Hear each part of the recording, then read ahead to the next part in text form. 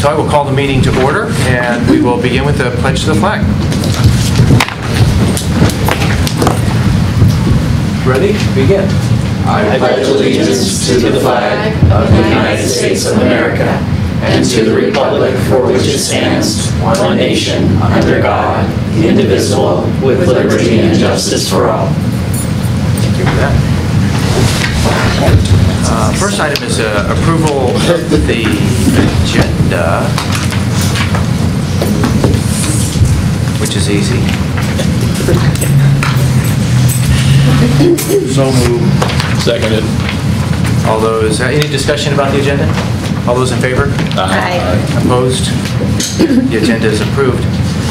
Less easy, we do have some detailed minutes to review. And my apologies. and that's our, an hour to read 10 pages. So you might want to delay approving the minutes, or I don't know if anybody had a chance to read them. So we could just delay approval of the minutes until the next meeting, give everyone a chance to look at them. Well, I've read the minutes, and I would say they're more than complete. Yes.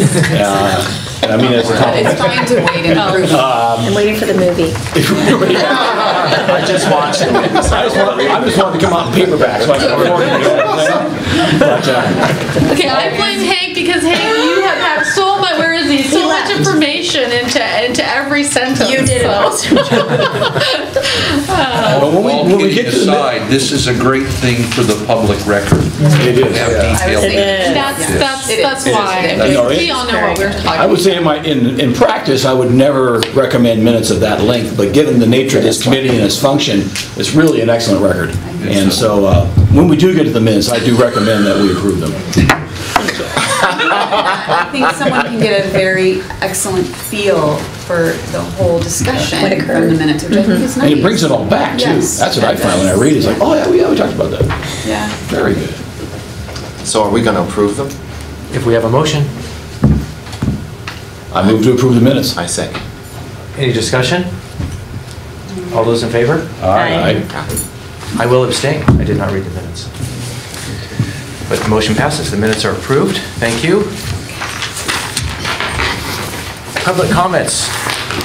Lori Zakowski, welcome. Hi. Do I need to go up there?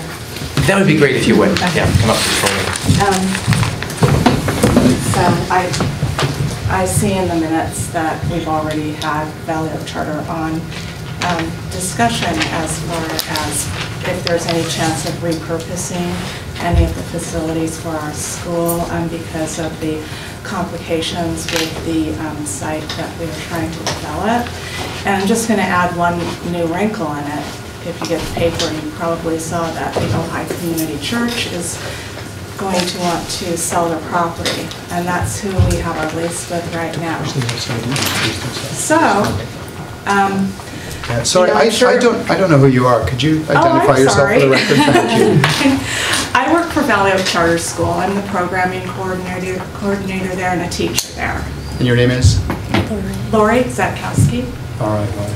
Sorry. Nice to meet you. Thanks, Dave. So anyways, so the site that we had purchased, that's already been come up in your minutes. And now it's just another thing that when your landlord, your church, is possibly going to sell or is going to try to sell their facility, you don't really know if the next person is going to want to rent to you or not. And so that's all I'm putting out there really, is that our interest in any kind of lease or repurposed facility is even stronger than it was when we just said that, yeah, the new site property has some issues with the water and developing. But what I would like, and I think probably Andy has the information, is what are you looking for in terms of facility?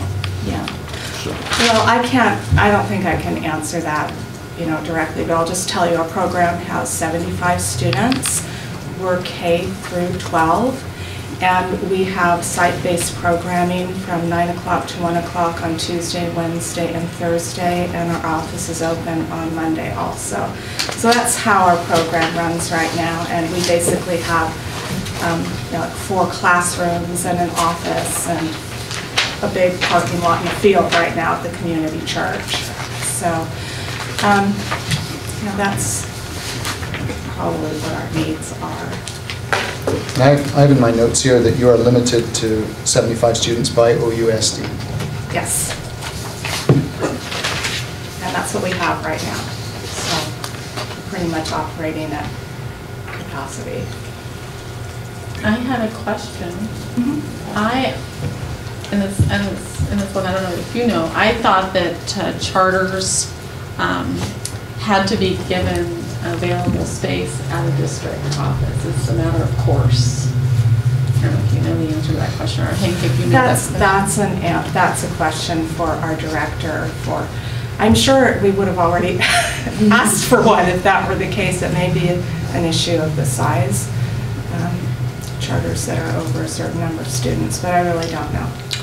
So the requirement on offering to a charter school is based on identification of surplus property. So in order for the surplus property to be identified, actually go through this exact committee. So it goes through a 7-Eleven committee before surplus property is identified, and then it would be offered to a charter school as one of the first entities that could have an opportunity for it. So there's no requirement.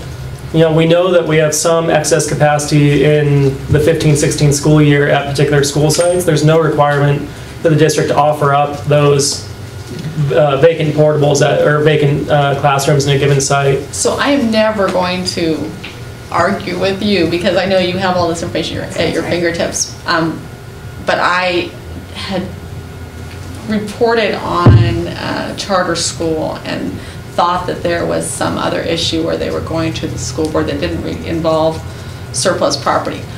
But I just throw that out there. I'm not at all questioning what you're saying. Well, I can certainly look into it. If you can think back to that article and send it my way, I'd love to see it. Definitely. I'm curious, I have a question for you and also for Dr. Bankser, or for Andy, I don't know. You're meeting right now in Miners Oaks or the Miramonte area, somewhere in that. Pretty close to Miramonte School. Okay. If you were to be given the opportunity to occupy a repurposed facility somewhere in the district, is there just your general feeling? Would there be any particular property where you think that you could have the Valley Oak Charter School and not lose students because of travel problems? Yeah. I don't really think that we would lose students because of travel problems. We have students coming from Carpinteria, Oxnard, Ventura, Santa Paula. I mean, I suppose if we went up to Summit, that might lose That might shut off some of the Carpinteria traffic, who knows? Yeah, so, anything that's in Ojai, I'm sure would be good, but that's the only thing. Our Santa Paula students would be very happy, but I think that's the only one that might, in my mind, see some people say that's a little too far for us. Yeah. It's a little far for a lot of people. There aren't very many intra-district students at Summit either. For Dr. Bankser or for Andy, I'm curious as to the process that resulted in the Valley Oak Charter School being limited to 75 students. If there were a higher limit, I don't know that they would have more students, but it's a very inconvenient size to put into any repurposed facility with the possible exception of Summit. And it appears to me that that's going to keep them out of the school district facilities. Well, see, when the request was made actually by Valley Oak to increase the limit to 100, we discussed various reasons to either grant that or not, none of which centered on using repurposed facilities.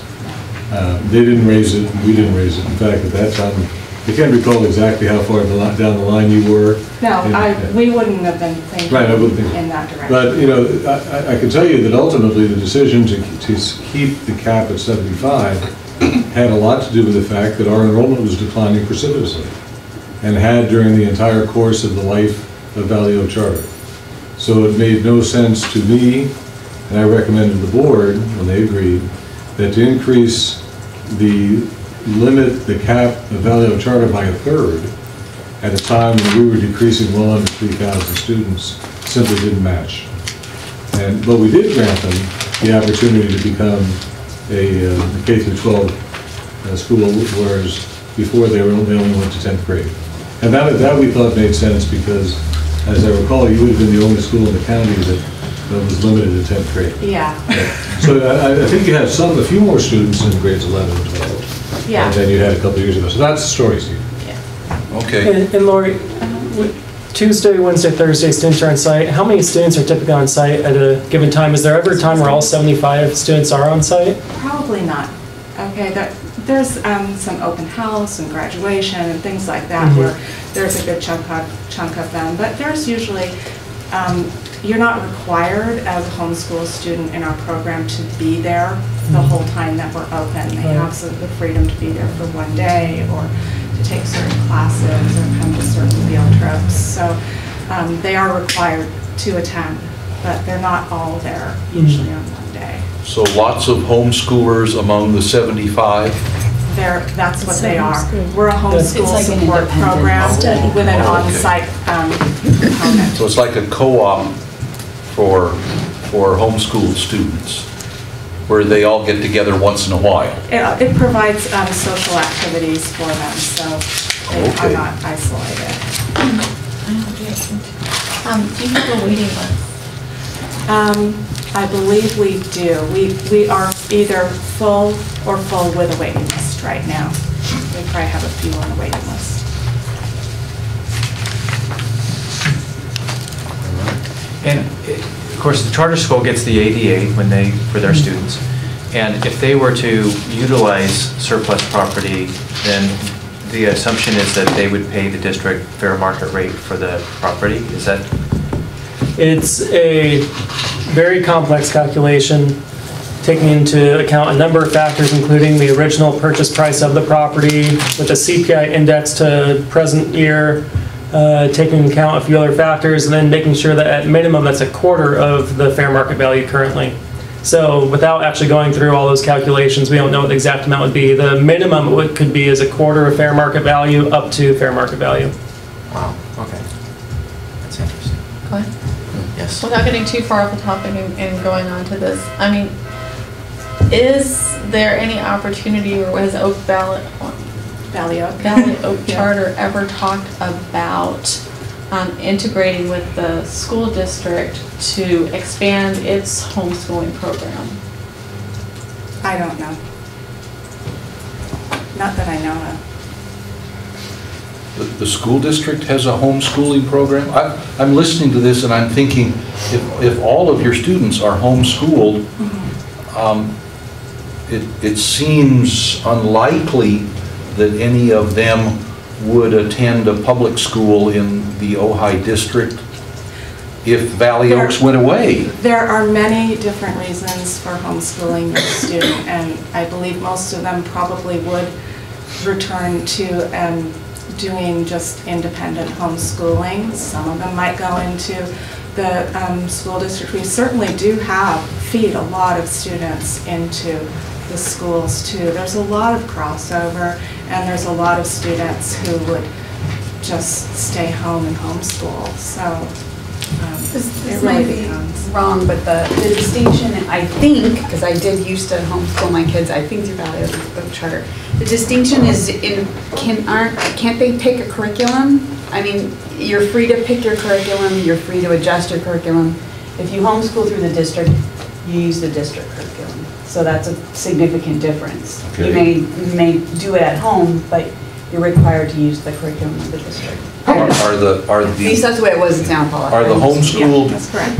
students that use the district's curriculum counted in the 2,500 or 2,600 enrollment that that we have been told about in all this data? Or are they not? I'm not familiar with the homeschooling program we have, but if it is a homeschooling program, if we currently have one that is going, then it would absolutely be part of our ADA. It's very small, Definitely. very small, but that's true. Yeah. Well, you think what, if you had to, Thank you. it's called what? Independent study. And it's, what do you think, is it like a couple dozen students or No, I don't know that it's that many. not even that many? No. Okay. I'll get you the number. It's very close. Well, it's just an interesting, again, I don't want to spend too much time on it, but it's an interesting idea, apart from your issues with finding a place, because I've been thinking along the lines of the number of homeschooled students that there are in Ojai, that we could enhance our homeschooling option in the Ojai Unified School District and attract more students, not just, so we don't want to take away your students, that's why I asked if there was like a team approach, but also there are others who are just off the entire school radar, and I know that Ojai is, and you would know this better than I would, I see it as kind of a hub for homeschooling even nationally. So I think that there's just so much growth opportunity to advertise or enhance what our program is, and then have the people who are interested in being more hands-on with their own children do it through the district, so the district can have the ADA. Yeah. So I have been thinking along those lines in terms of our 7-Eleven committee, and I appreciate the opportunity just to jump onto what your issue is. Thank you. I just want to say again, I think I did say this before, when I first started teaching, it was at the independent study through San Antonio, and that is what came out of it, was Valley Oak Charter started from that 15 years ago. Well, thanks for coming. Any other questions? Yeah, I still have a couple. If the few students that are homeschooled using the district's curriculum are counted in the ADA for the district, are the Valley Oaks Charter School students counted in ADA for the district? No. No, we're a separate. It's really homeschooling, in the district is really an independent study program. It's really what Glenn was talking about. So if you're homeschooling your child, you're right, Melanie, you do have to have the public school district curriculum, but you're still your own school. But they meet with a teacher. Yeah, If you do the independent study I think you're program. supervised, yeah. Once a week, something like that. You did true homeschooling, though. I was supervised by Santa Paula. They had a. Oh, that's what we had. Yeah, they organized it, and then so I would go home and I would keep a record of everything I did, and then someone would come in and make sure. That's the same program we have. It's different than something like Valley Oak, which allows I'm assuming you allow every family to pick their own curriculum too. You don't have a curriculum that you, so that's. We have recommended Yeah. curriculums that they can choose from. So can a family homeschool and not use services in the Ojai Valley legally? They Sure. can be homeschooling but use it online. They have to certify that they're to the state, essentially. Yeah. That they're following a curriculum that is acceptable. Okay. That's the best way. They file something called an R4, and that makes them their own like private school. Okay. So you sort of have three options. You have that, you have Valley Oak, and then you have our own independent study. Huh. Interesting. Well, thanks for coming in. Thank you. We wish you luck.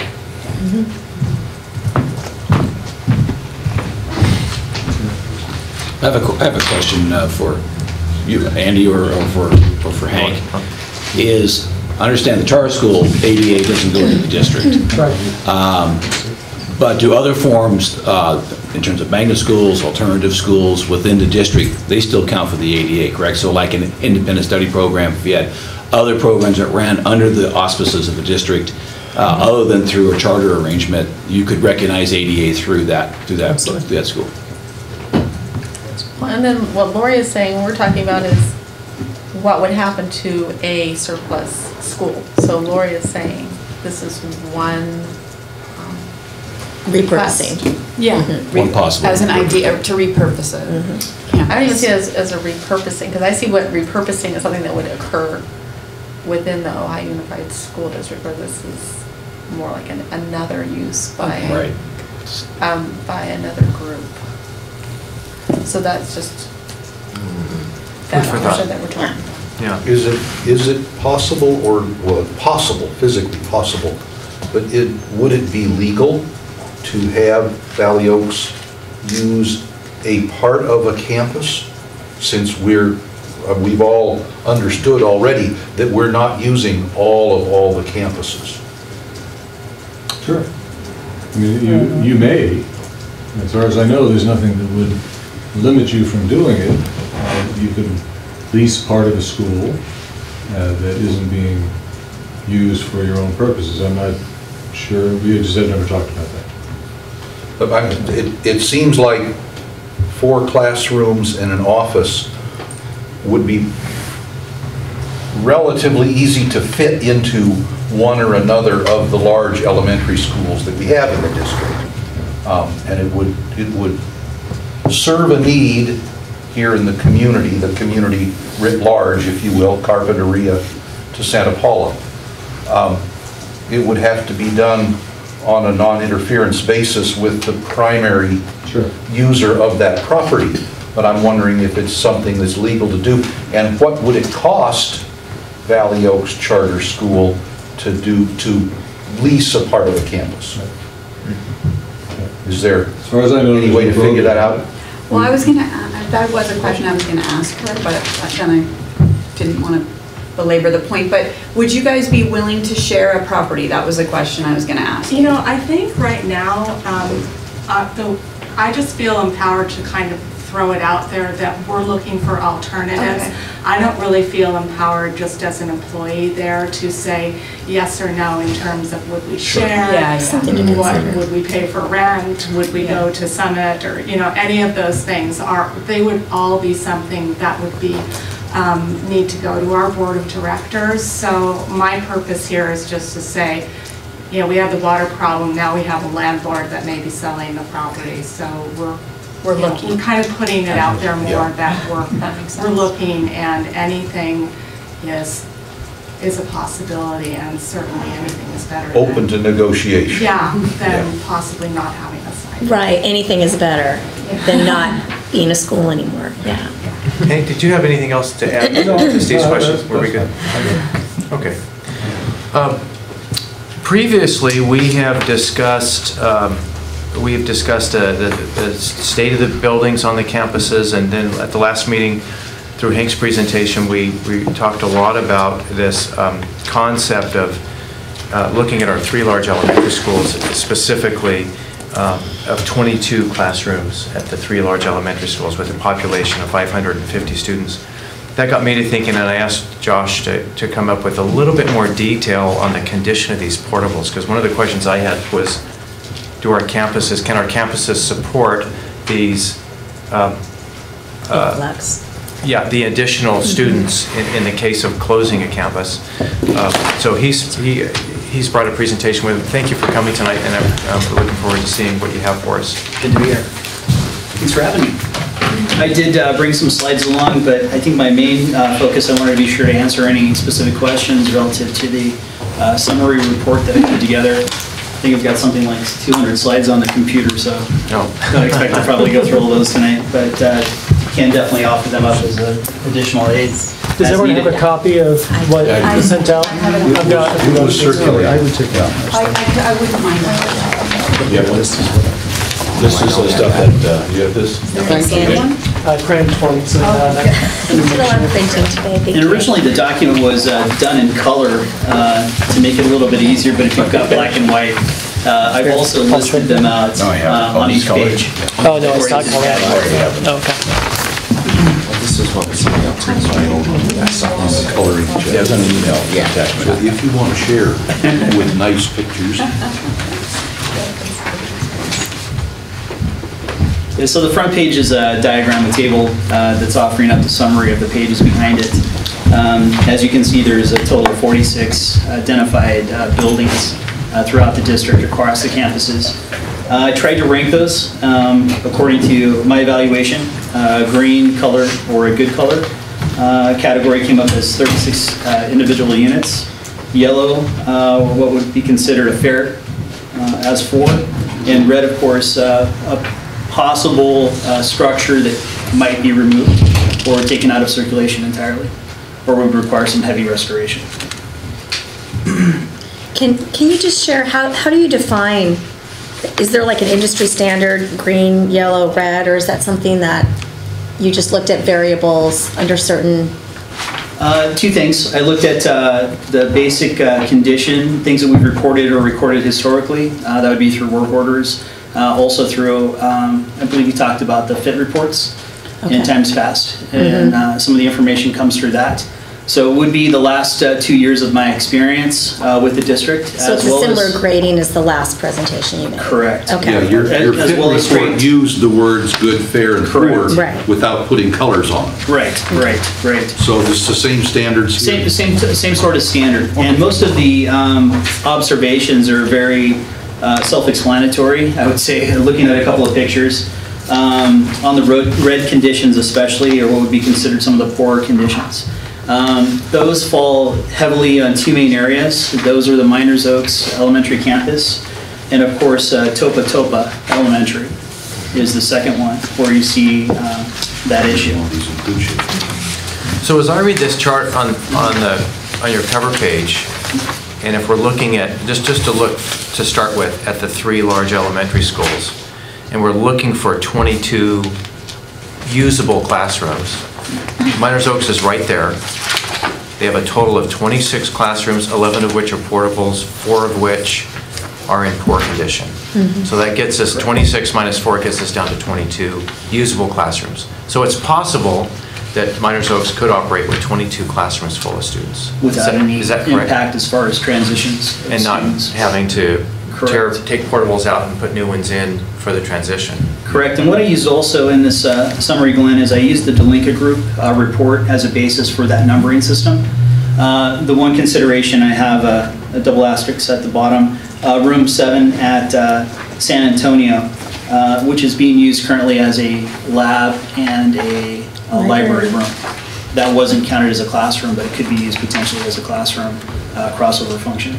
So that would actually take that number up to 8 total? Yeah, if you looked at it in that way. Yeah, okay. Of course, that would probably mean some reworking, distribution of what is currently desktop stations in that room would have to be changed around. So that would be the impact.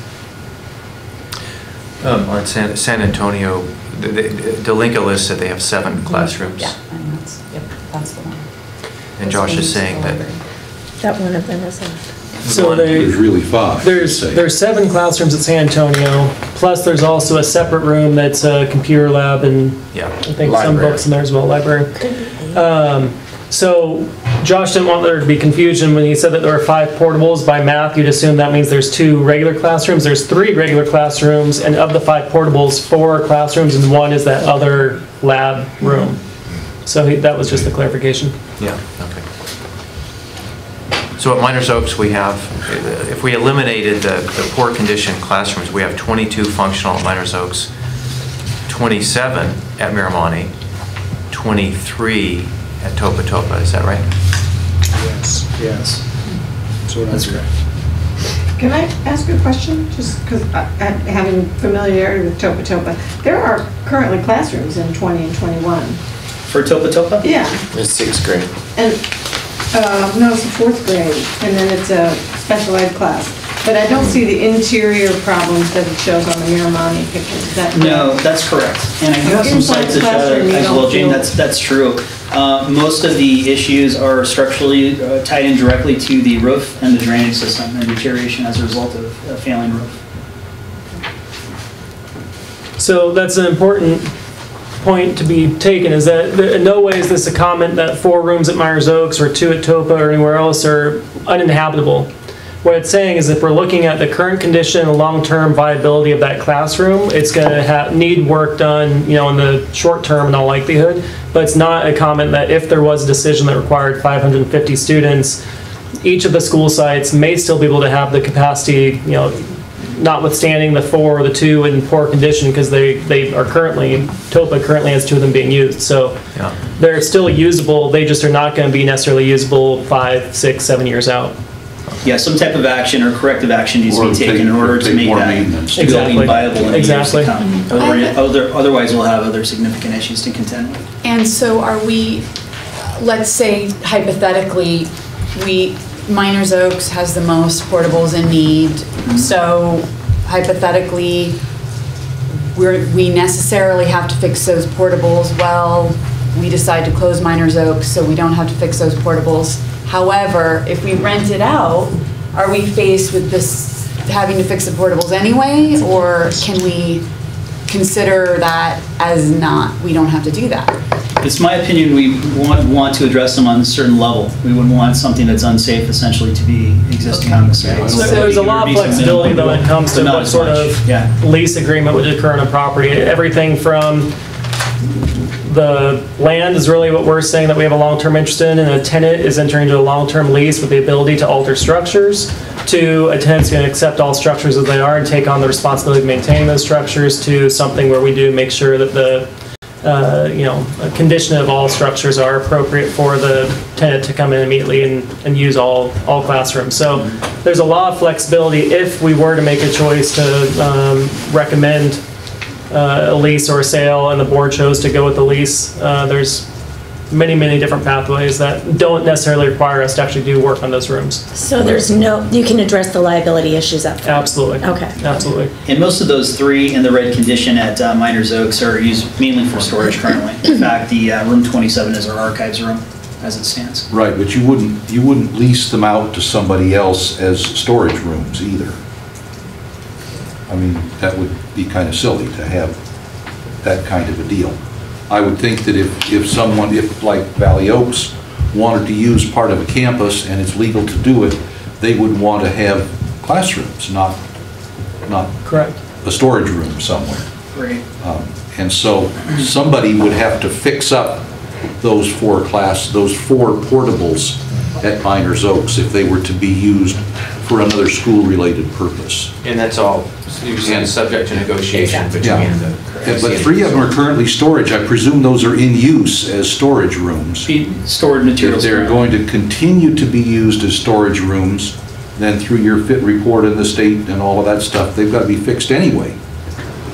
Well, let me make the question more specific. Like, for example, would we have to use Measure J funds anyway to fix those? Okay, no. That's kind of what I need to know. All right.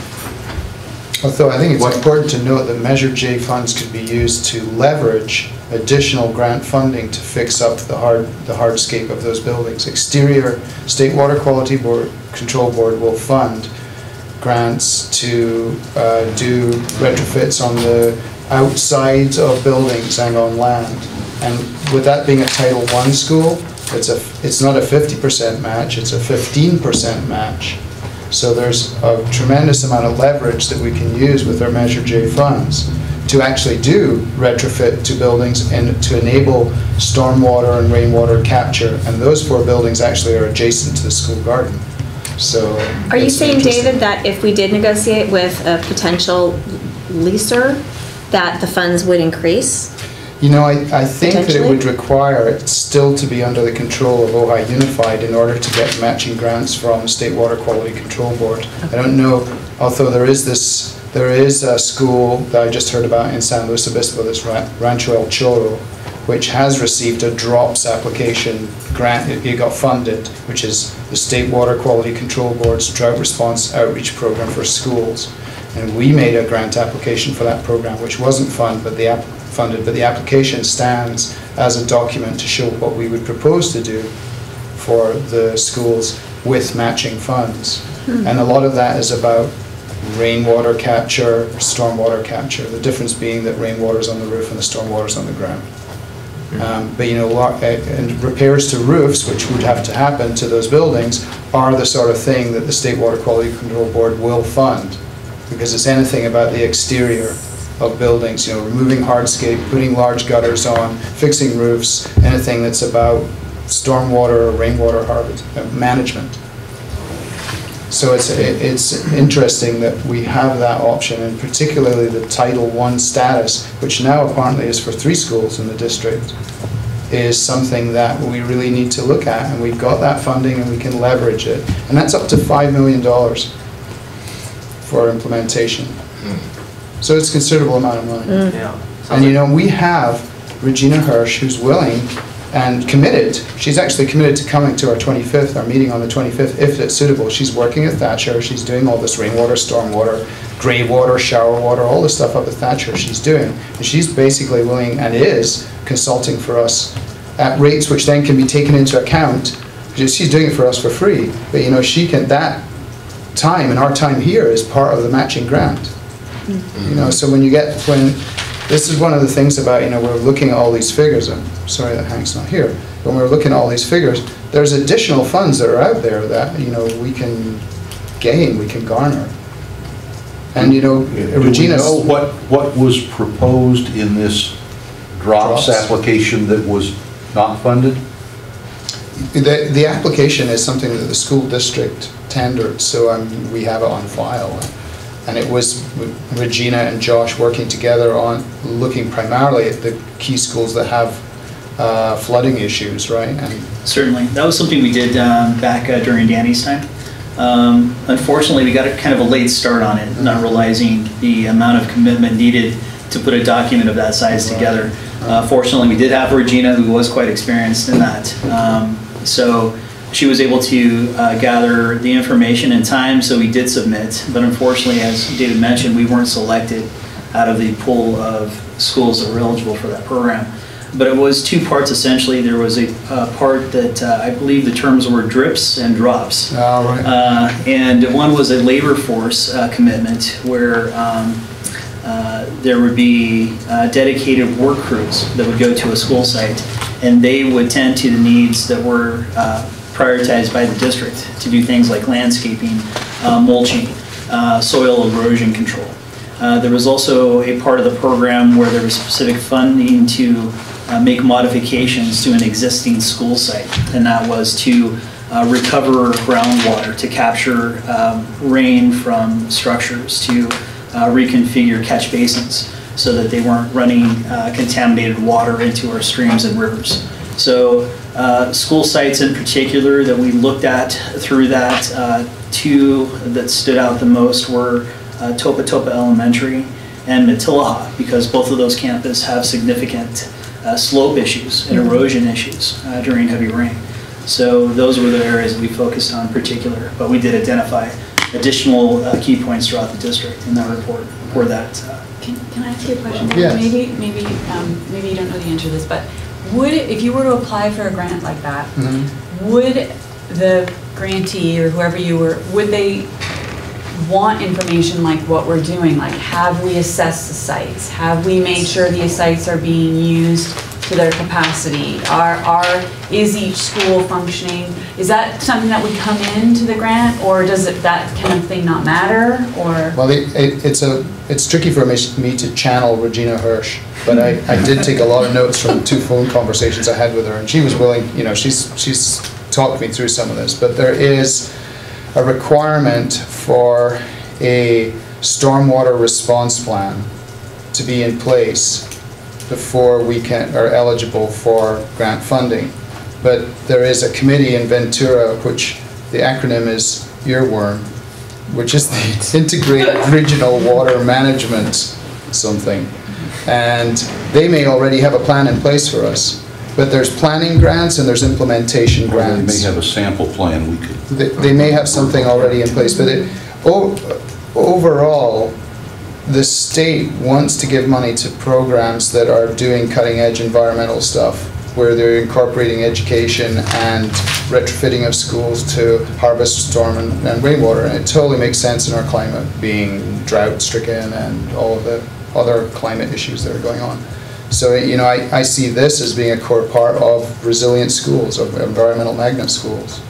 And I've asked Glenn to put that on the agenda for next time, and I'll make a presentation about that. And that's something that Food for Thought is interested in supporting. And Regina and Josh and myself and Food for Thought are certainly talking about ways that we can get these grant funds, because we've got a lot of things in place that can make it so we can accept those, and it really makes a lot of sense. And when you start to do those partnerships and leveraging, you know, those things grow and have a synergistic kind of effect.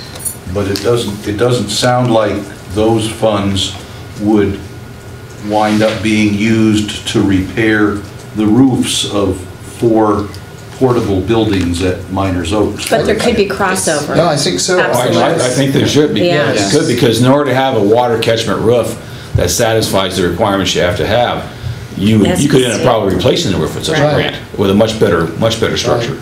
No, I think, Steve, that's true, that it actually would or could affect those in that it's anything about the exterior hardscapes of buildings and campus. Okay. That's So excellent news. Thank you, roofs, Dave. gutters, concrete, all of that stuff. And there's a Measure J committee, right? And they're aware of It's this this CCC. opportunity? Well, The Measure it would be, I would be the point of contact and David as well. Overseeing or auditing how Yeah. Measure J funds are used. It sounds like after the meeting that David had today, Regina did reach out to me by email, so Right. she's interested in communicating with us further. I don't know the details to which she discussed, but I know you've got some notes on it. There are some deadlines coming up, but it's things that we don't really need a commitment from OUSD, and in fact, an interest. What we can do is register an interest in submitting a grant, and then and which can actually be shepherded through a nonprofit like Food for Thought, for instance. And then the State Water Quality Control Board looks at that proposal and say, well, you know what, this looks like something we'd want to fund, but maybe this you need to put over in this grant category. So we can actually register an interest without really impacting OUSD at the moment. But these grants are, it wouldn't require a commitment from OUSD. And I think always with grants, ultimately, the school district can say, oh, we don't want the money. So we can always apply. I'd rather have the opportunity. But there's a lot, but we are looking, I'm keeping track of deadlines, and we'll present something next time, and Josh and I. And I'll have to communicate with Regina as well. Regina, but like she's a low impact development consultant and a licensed contractor. She talks everybody's language and is really what an asset. And it's worth also recognizing what they're doing up at Thatcher, and if you are interested, to request to go and see what they're doing, the rainwater catchment. I've been watching that in the news, and I was wondering where that came from and how we could implement it here. So you're connecting the dots for us, David. Thank you so much. And you know who made that connection for us was actually through Ojai Valley Land Conservancy. Jill Taylor, who was at Miners Oaks, and we collaborate on educational programs, and there's a lot of support there through OVLC. And she'll be here on the 25th? She's going to come. Regina is committed to come to the 25th, On the 25th. if that's suitable and appropriate. Thank you. We can talk about it. Excellent. Thanks, David. Thank Yeah, you. we did start to touch on the basic condition of the structures themselves, and part of the reason there is varying conditions, and part of the reason you've got a group like you've got at Miners Oaks is because not all the structures are the same, essentially. And in particular, the roof structure, the roof design isn't the same campus to campus. So, for example, when you get over to San Antonio Elementary, those portable structures actually look very much like permanent structures. So, and then the foundation that they're sitting on, the site drainage, the ventilation system, or air, the way the air would circulate underneath the structure plays a significant impact on how quickly the structure is able to dry out once it gets moisture. So all of these factors come into play. So not sure to what extent, again, you're interested in looking at slides, but I do have. Thank you. I would like to see some Yes. slides. Yes. Is there any, Slides are do you want to basically the see primarily pictures that we the have in focused areas, the red areas? Is Yes, that, the what red everybody areas. seems to be interested in? So the structure you see here is the building that's identified as K for Miners Oaks. So this actually has the 4 structures. This is looking at it from what would be the west side of the structure. And you may have a little bit of trouble. I tried to zoom in on a few of these pictures, but you can see there the crackage that's occurring as a result of the handrail assembly. So that when they put this handrail in, they actually had to bore out or cut out core of the concrete, and then they inserted the handrail into that core. And as a result, the mortar or the concrete that was put in to attach that handrail has deteriorated, and it also has created a nice pocket where moisture collects and then creates additional crackage through the weathering. And as you can see also, it doesn't allow the handrail to get free of moisture as it deteriorates. You can see part of the foundation there. These buildings have a continuous concrete foundation that they're sitting on.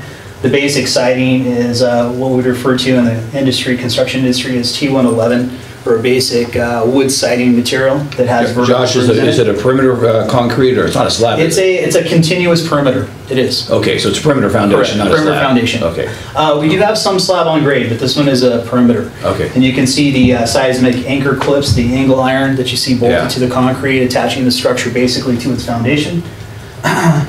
This one's kind of hard to notice, but you see some discoloration of the exposed plywood on the overhang or the eave as a result of water damage on the north side of the building. Most of the structures that we find, and in this series of buildings here, the cooler side of the building doesn't dry out as quickly, so it is prone to more dry rot or basic weathering. Although on the south side, as you can see in this picture, it does occur.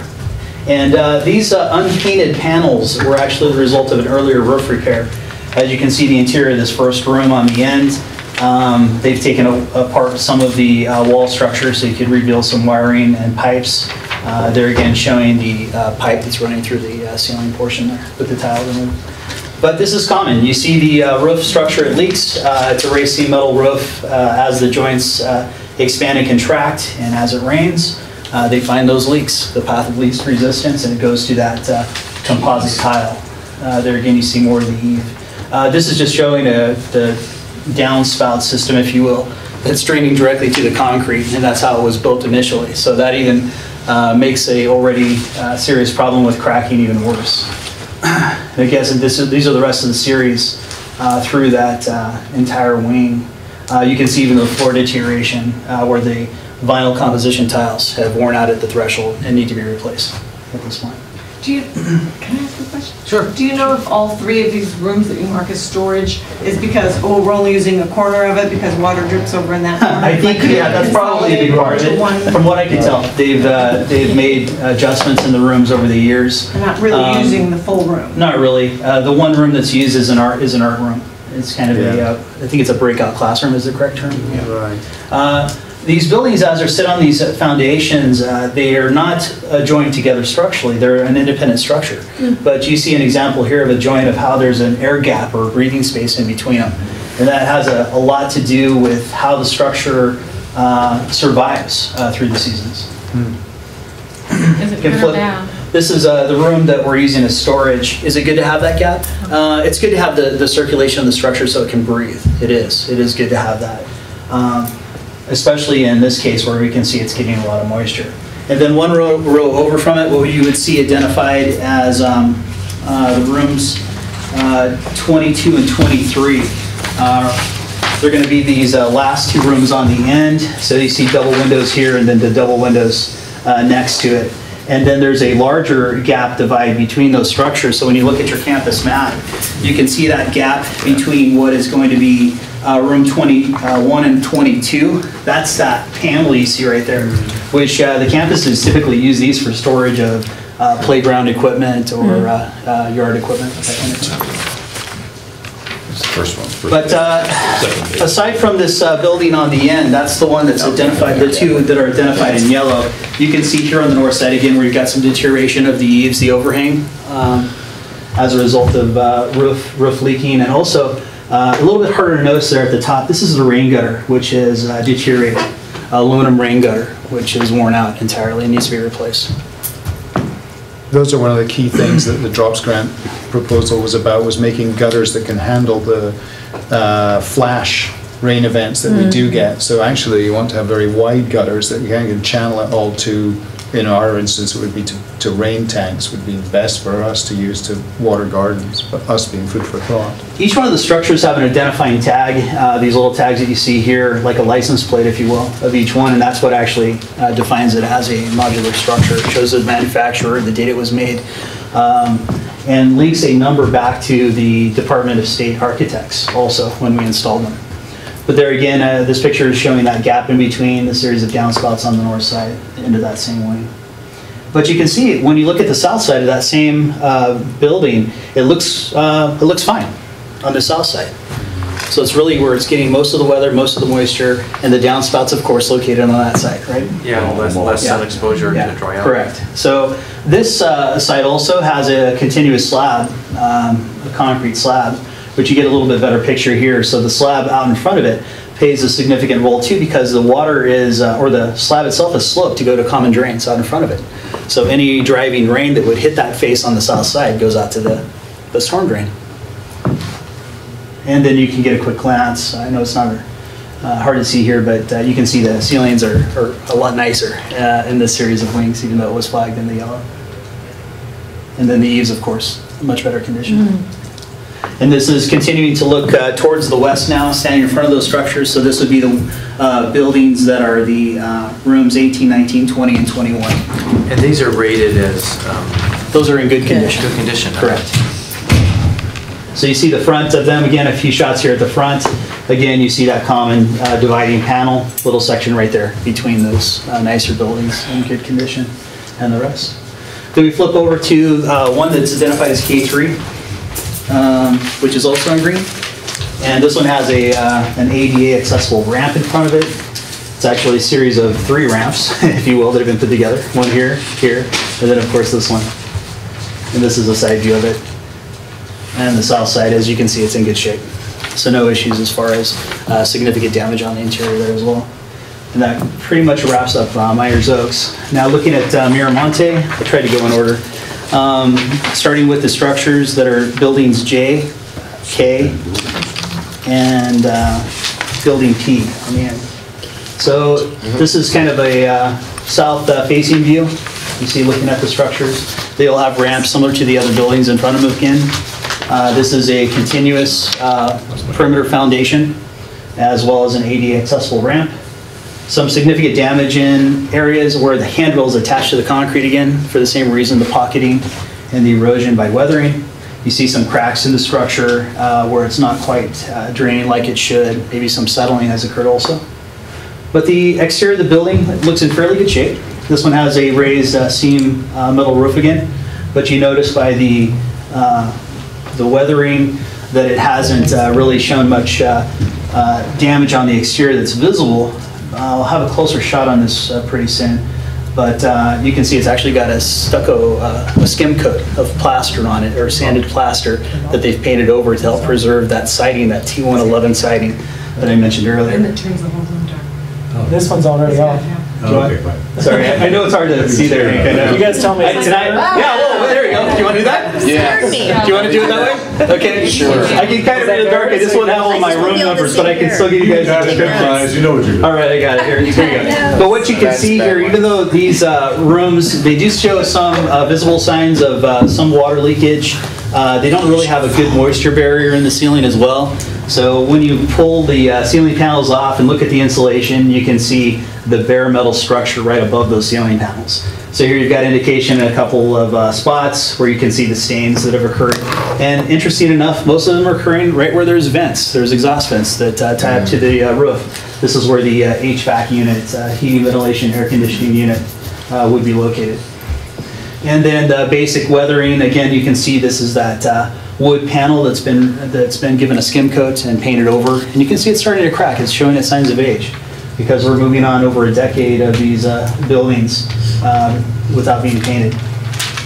Another sign of the wear of the age, this is paint coming off on the metal roof structure, which is essentially a shaped metal channel, if you will, C-channel, along the perimeter of the roof edge.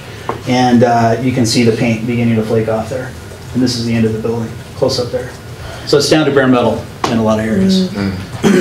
And then this is just a corner view. You can see the siding again below the backpack hooks that are attached to the wall. Those lines are how the wood is exposed currently because the finish is worn off. Here's a close-up of that.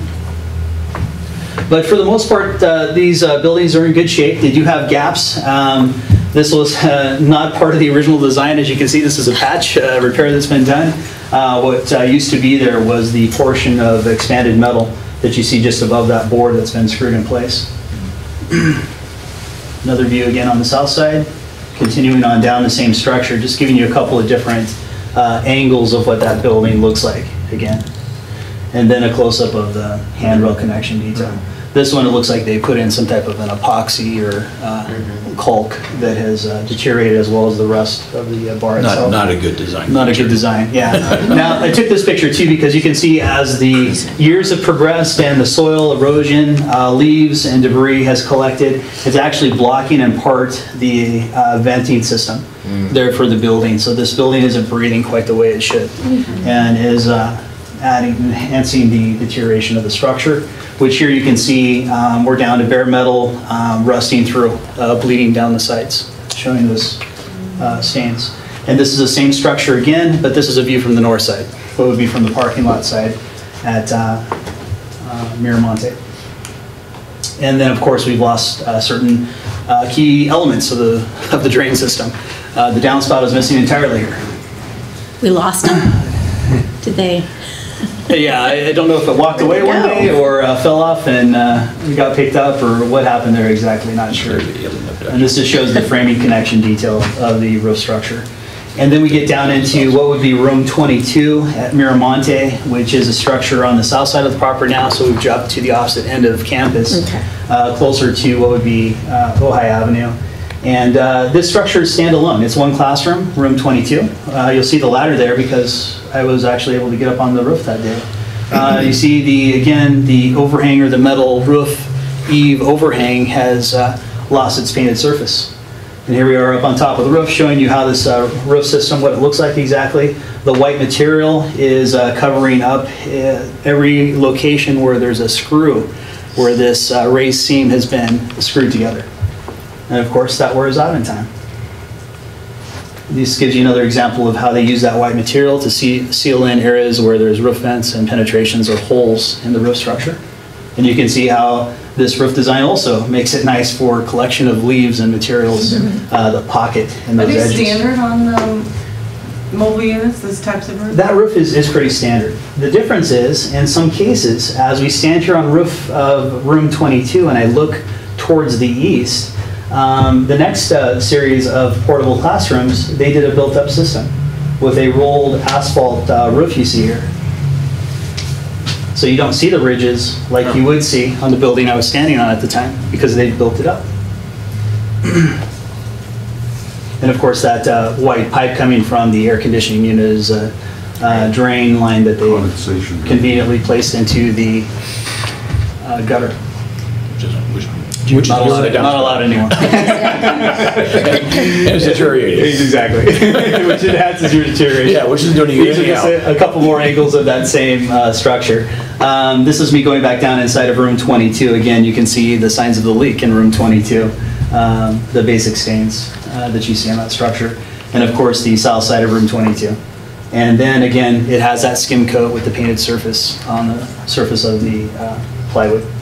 And then basic deterioration, right? You see next to the storm drain right there at the corner of the foundation.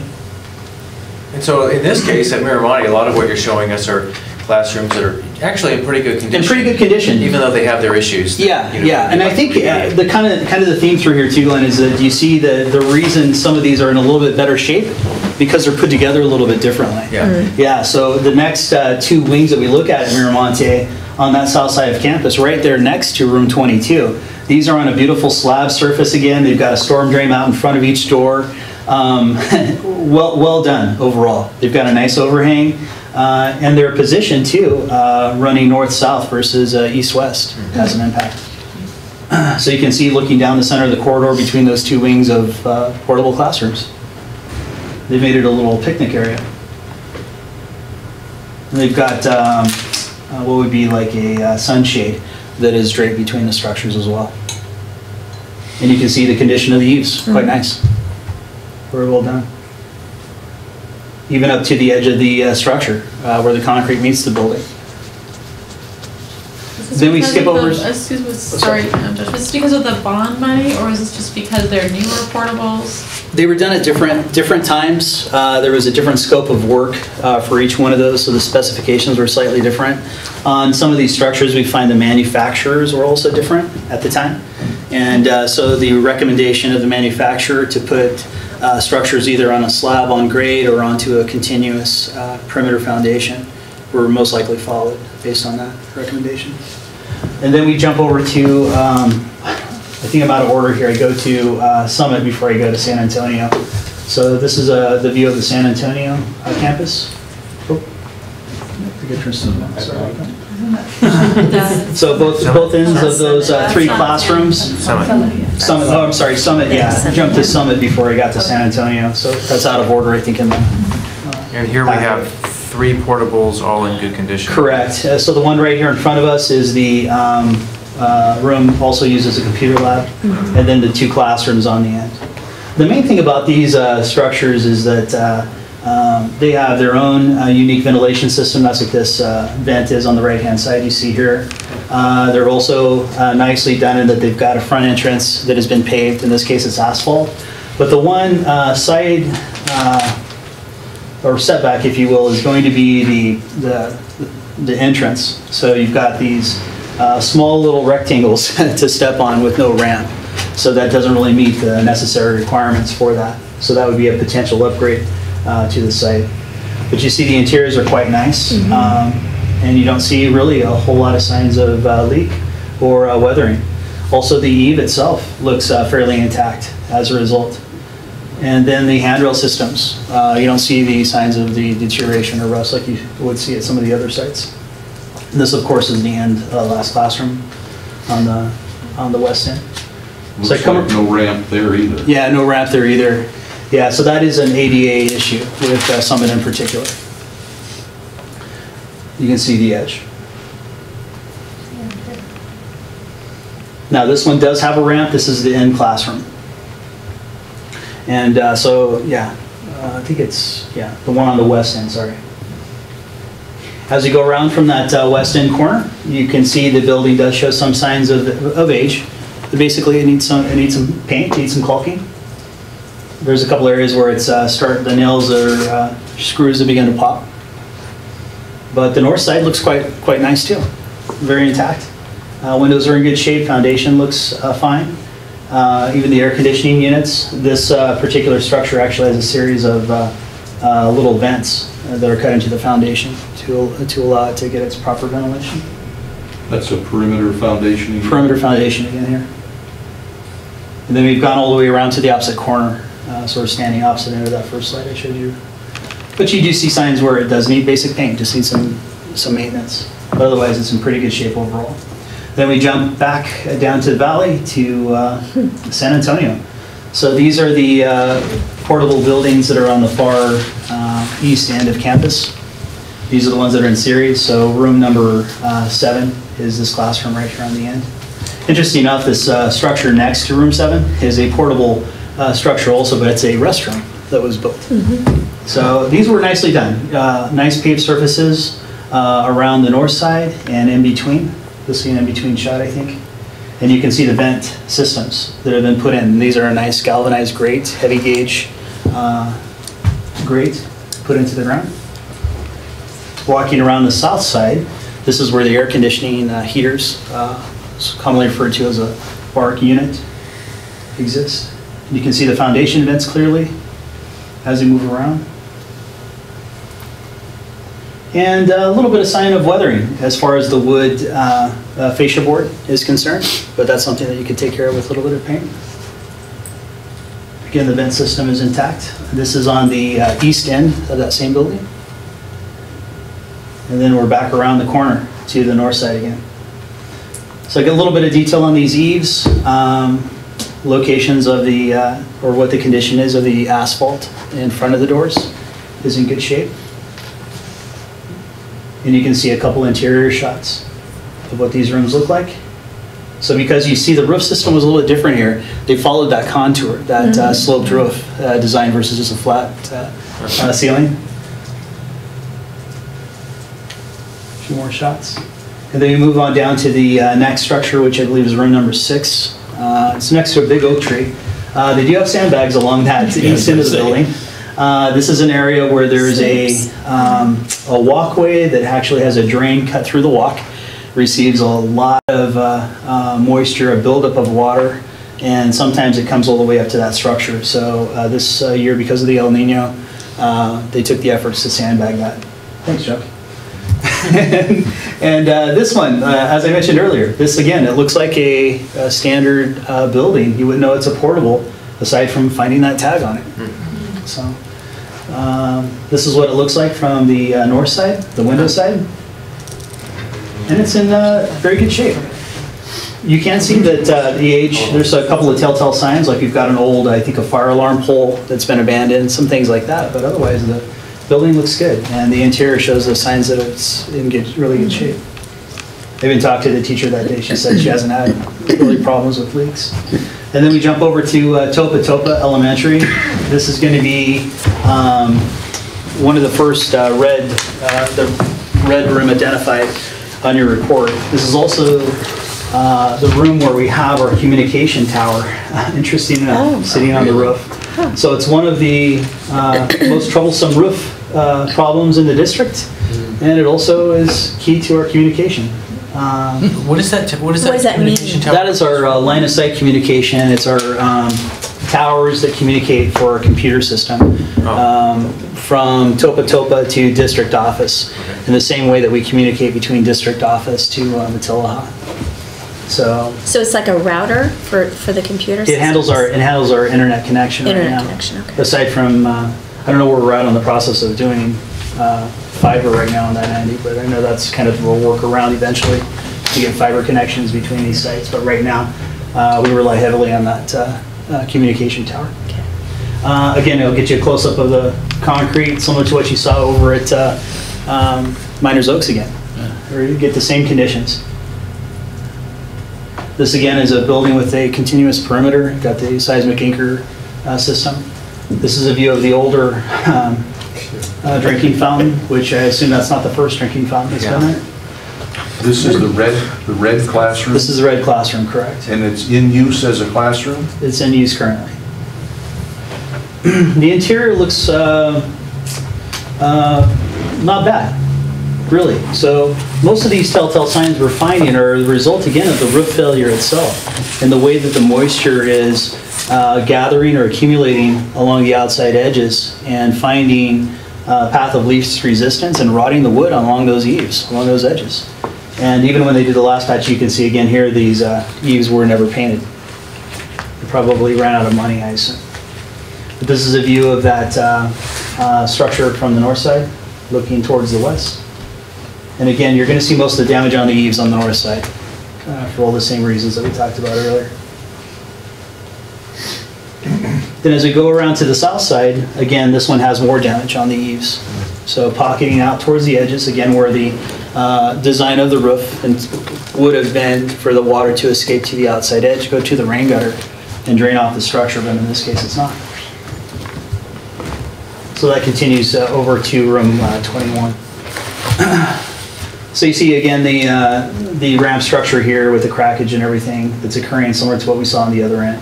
So these two put together for that reason. And then the one next to it, see all the way through that handrail.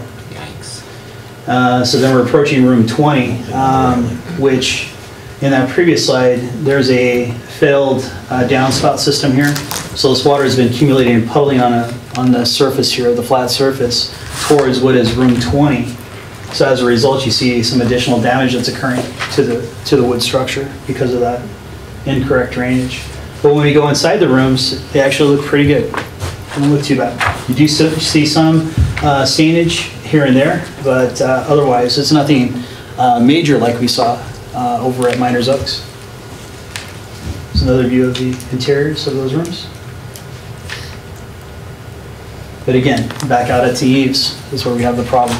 The roof is failing. Which goes back to what Dave was saying, huh? Mm-hmm. And these are the raised seam metal. It's problematic to clean out the leaves and debris on a regular basis. I had all four of the gentlemen in our grounds and maintenance crew working on that this past several months. Just basic wear and tear. You can see where the handrail is, where the kids touch the wall just by going in and out of the building. Just need some TLC. And the district doesn't have any slack in your time or any budget for paint to take care of these things? We do very minimal touch-up paint. Part of the issue here is can the backlog of work that we have to contend with on a daily basis to keep the buildings up and running. But this is something that we would typically go after with our crew when we had more time for that, which is typically when we're not in session during the summertime. It would also be allocated in years past in deferred maintenance budgets. As you can see here, these are things that have been changed on the structure years ago. There's probably some round light or maybe a flashing beacon that has never been painted over. So some of these things have existed at the site for many years. Josh, would you say it was a fair assessment that much of this is really just issues with water damage from perhaps poor roofing or the flashing on the sides and the gutters and... A majority of it is centered around the basic weathering. The way the structure is taking the moisture, it really does go back to that. As Jane just said, that speaks to what David brought up earlier, which is if we could get, you know, a grant, a matching grant for the drips and drops. Mm-hmm. Yeah. That would address a lot of this. Yeah, there again, I don't know what some of the caveats are of that particular program, but yeah, definitely be interested if there was offering something where we could be focused on these roofs and the site drainage. Again, you see the weathering of this is the west side of the structure again, towards the edge of campus. It's very low. And you can see it's, some of it just needs to be replaced. It's beyond just some basic paint job. Some of the panels need to be taken out. And again, the exposed metal down to bare metal or galvanized sheeting. 2-to-1. And then you've got the nice newer portables that are on the far north side of campus that also have the excellent design in that they've got storm drains in front of them. They've got sloping surfaces so the water flows away. These two structures actually have room for seating. They've got a couple of trees planted in between them. See the park benches out there? So it's kind of a left side and a right side. There's this little courtyard in between. But you can see they've got a little bit different ventilation system as well with those heavy grates like we saw over at San Antonio. And then this is the north side of the structure, what it looks like.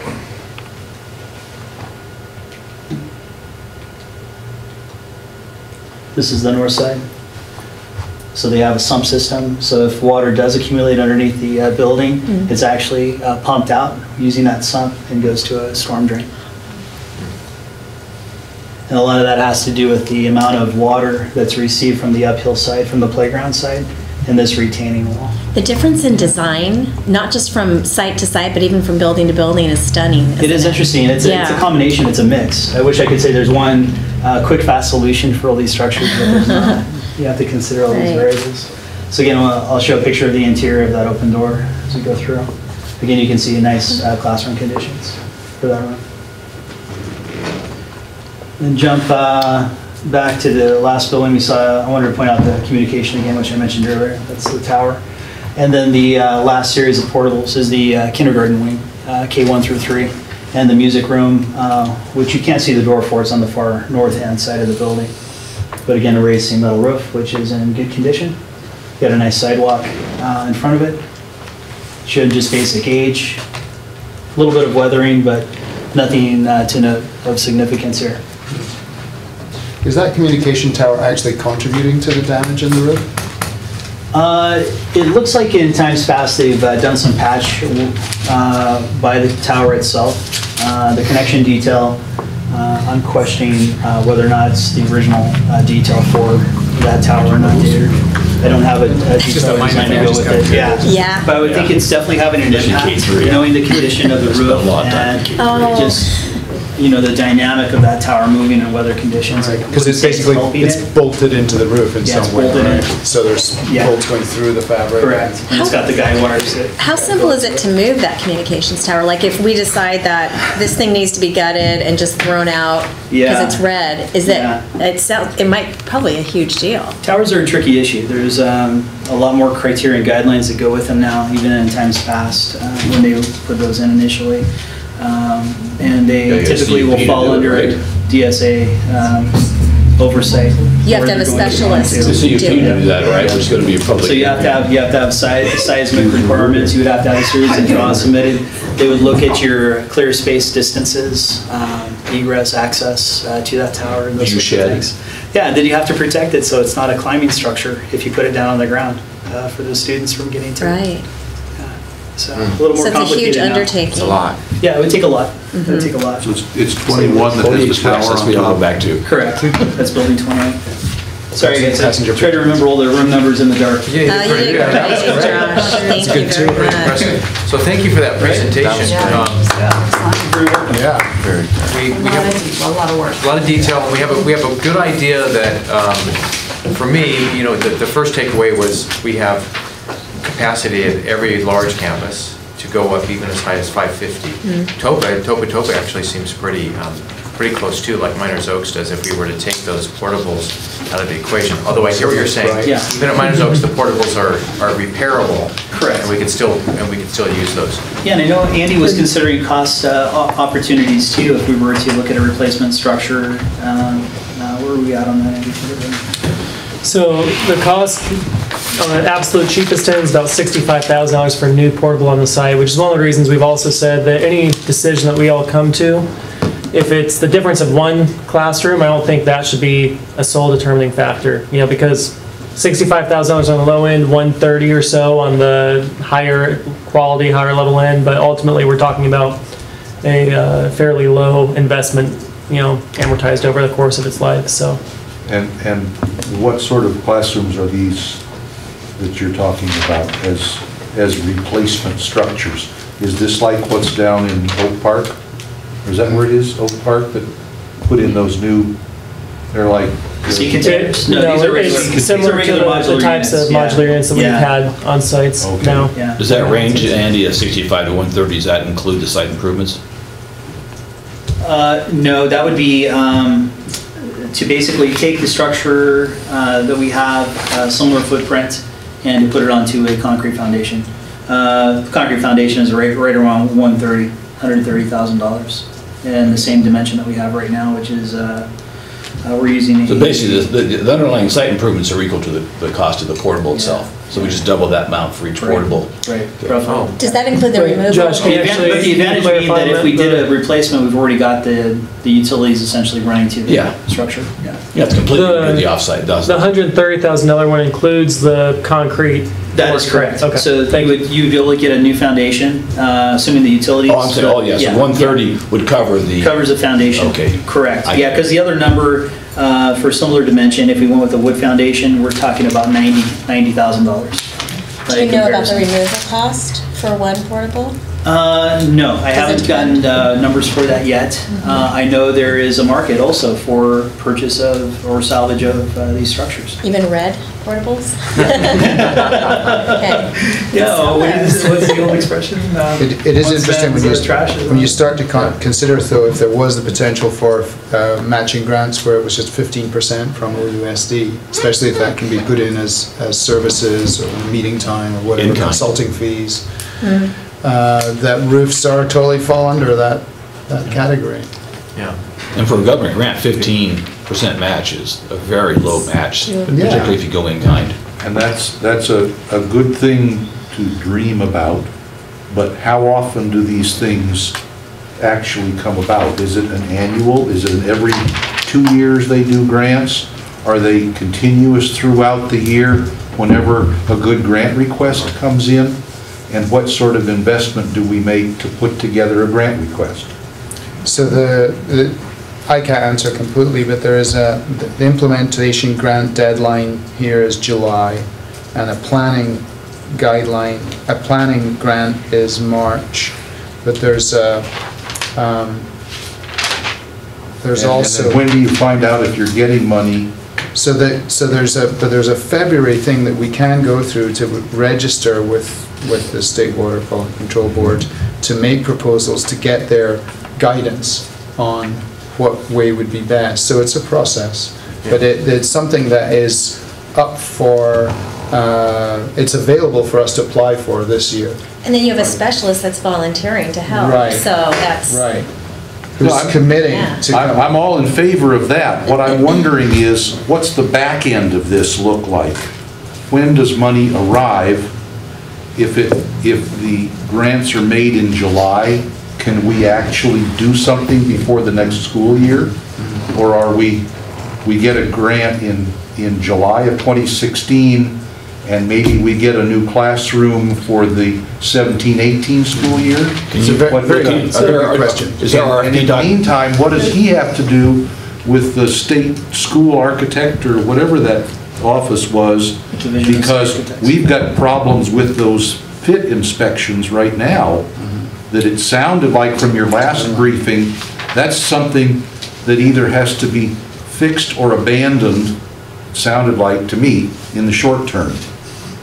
Is that about right? I would say that significant damage is definitely going to need to be addressed, because as we get inspectors that come to a site, they will look at other things. So for example, if you're an inspector coming over to take a look at my auditorium, and you walk past my handrail that is deteriorated and ready to fall off the slab, yes, that will become a problem.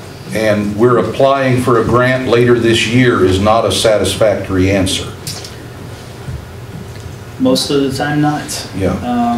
Those inspectors like quick. I think we ought to try all this stuff, but I don't think we should be counting on it as a part of our plan to take care of making sure we have the right number of classrooms in the right condition to service all the students that we have. These are all variables and considerations. That's the bottom line. And we can talk about putting this on the agenda for a future meeting. I think for tonight, we still have a very substantial topic to get into regarding the financial analysis that Andy has given us. I'd like to move on to that. Thank you, Josh, Thanks, for Josh. the detail on that. Very, very informative. Yeah. You got 5 minutes, Andy. He could probably. So as a means of introducing the next topic on the agenda, I am aware that we're behind schedule we're behind the schedule that we had hoped to be on. I do want to finish at 9 o'clock tonight, and so I don't want anyone to feel rushed in this discussion. And so let's get as far as we can. Let's watch the clock. When we get close to 9 o'clock, let's find a nice spot to just pause, and we'll resume at the next meeting. And I do want to ask a question before we break tonight about, in fact, maybe I can just ask it now. Are we making any plans at all, and I'm not saying this as we should or should not, making any plans to make any school visits as a group? My plan is if we're not going to do that, I'm going to personally schedule some visits to schools on my time. But I just want to know, are we going to entertain any plans to do it as a group? I know it's more complicated given the public meeting situation, but before I make an appointment with principals and stuff like this, I just want to know, do we have any plans? Are we taking a census? We don't have plans so far. Hank, do you have a preference on how that is done? It feels unwieldy to me to try to get everyone together at a time when the personnel would be on campus and our schedules would... That wouldn't be a problem. I'm recalling, though, that conversation, Chris, did occur at the state level. In the very beginning. Right, and the conversation was moving pretty strongly away from it. Yeah. Right.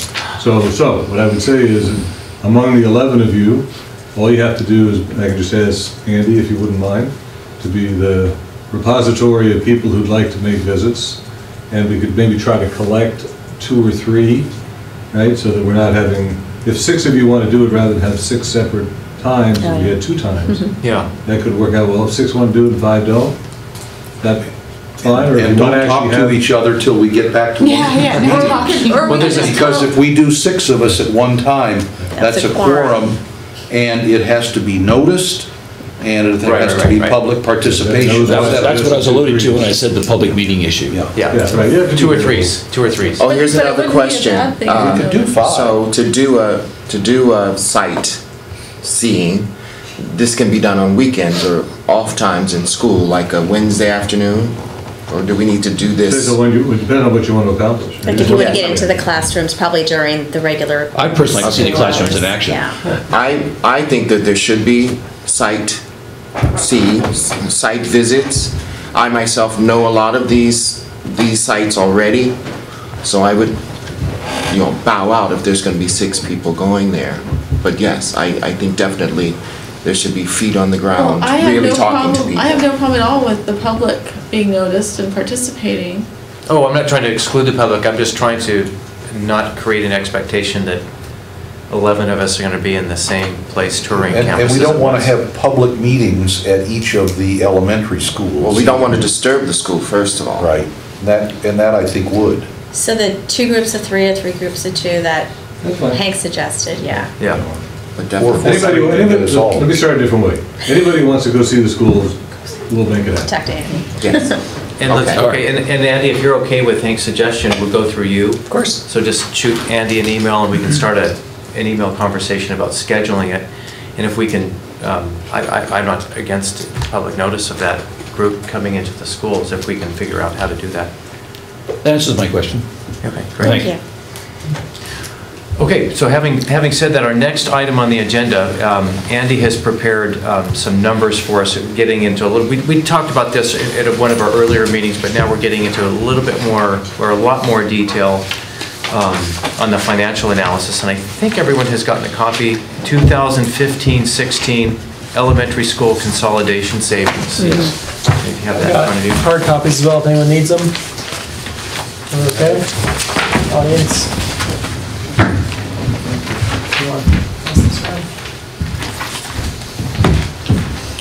So the numbers we'll get to in a moment. I want to just make sure we have an overview of what I really was trying to accomplish with the task.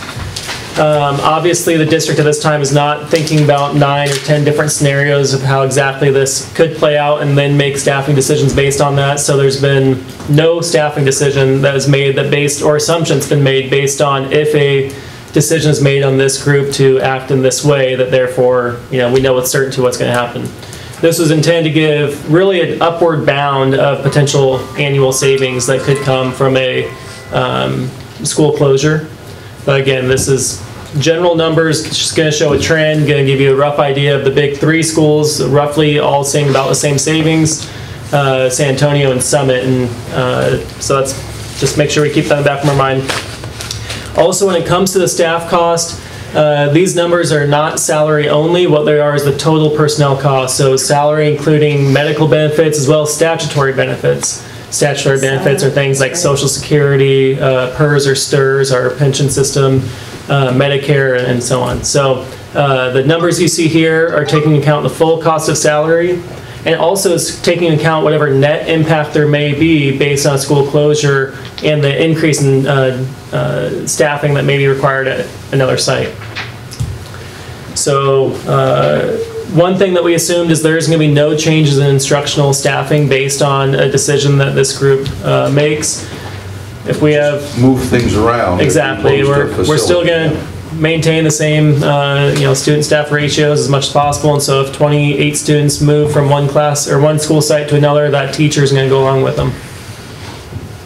Yep. I noticed there's office staff costs at the 2 small schools and none at the large schools. Right. So we can go ahead and drill down into some of these numbers. So let's look at the logic, but so what we had to do was look at current staffing level and what would the world look like if we had 2 schools that were in somewhere around 550 to 600 students. So current staffing, let's just stay on office staff because that's a good example to start with. We range in staffing of I'm going to start using the FTE term, that's full-time equivalency, that's based on a 40-hour work week. So if I say someone's 1 FTE, that also could be said that they're 8 hours a day. Half an FTE means they're 4 hours a day. So we're looking at on the low end, 9.5 hours per day of office support staff, so 1.18 FTE. On the high end, 1.5 FTE. So looking at 1 full-time person plus a half-time person in the office. And that's largely based on one of the 3 school sites has 208 students, the other has 455, and so there has been an adjustment made knowing that a school with more students is going to have greater need for that support time. So if we're going to now be looking at, and so the overall FTE is at 3.9 across the 3 school sites. So if we look at having the total divided, then you would divide that by 3. That's what you're saying. The total currently is 3.9, so exactly, the average is about 1.3 across the 3 school sites.